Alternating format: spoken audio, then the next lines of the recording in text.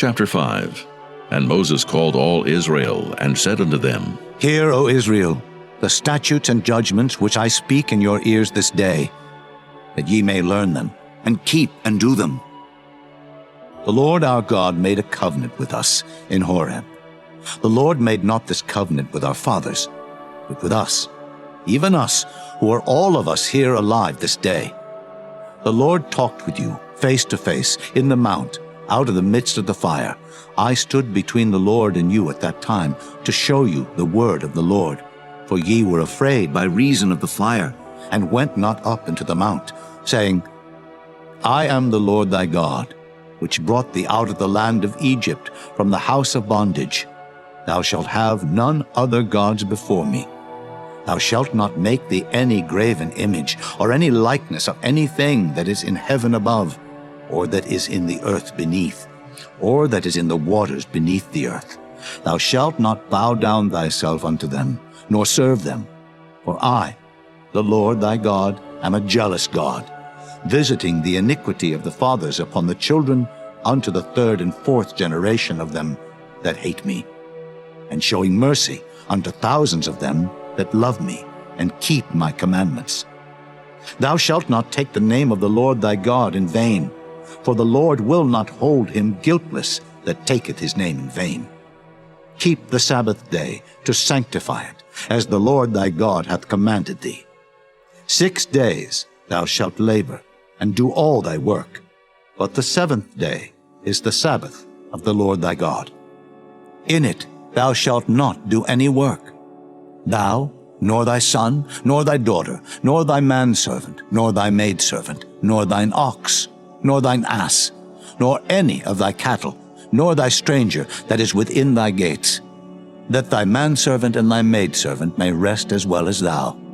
And remember that thou wast a servant in the land of Egypt, and that the Lord thy God brought thee out thence through a mighty hand and by a stretched out arm. Therefore the Lord thy God commanded thee to keep the Sabbath day. Honor thy father and thy mother, as the Lord thy God hath commanded thee, that thy days may be prolonged, and that it may go well with thee, in the land which the Lord thy God giveth thee. Thou shalt not kill, neither shalt thou commit adultery, neither shalt thou steal, neither shalt thou bear false witness against thy neighbor. Neither shalt thou desire thy neighbor's wife, neither shalt thou covet thy neighbor's house, his field, or his manservant, or his maidservant, his ox, or his ass, or anything that is thy neighbor's. These words the Lord spake unto all your assembly in the mount out of the midst of the fire, of the cloud, and of the thick darkness, with a great voice. And he added no more. And he wrote them in 2 tables of stone, and delivered them unto me. And it came to pass, when ye heard the voice out of the midst of the darkness, for the mountain did burn with fire, that ye came near unto me, even all the heads of your tribes and your elders, and ye said, Behold, the Lord our God hath showed us his glory and his greatness, and we have heard his voice out of the midst of the fire. We have seen this day that God doth talk with man, and he liveth. Now therefore, why should we die? For this great fire will consume us. If we hear the voice of the Lord our God any more, then we shall die. For who is there of all flesh that hath heard the voice of the living God speaking out of the midst of the fire as we have, and lived? Go thou near, and hear all that the Lord our God shall say, and speak thou unto us all that the Lord our God shall speak unto thee. And we will hear it, and do it.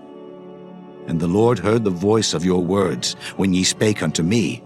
And the Lord said unto me, I have heard the voice of the words of this people, which they have spoken unto thee. They have well said all that they have spoken.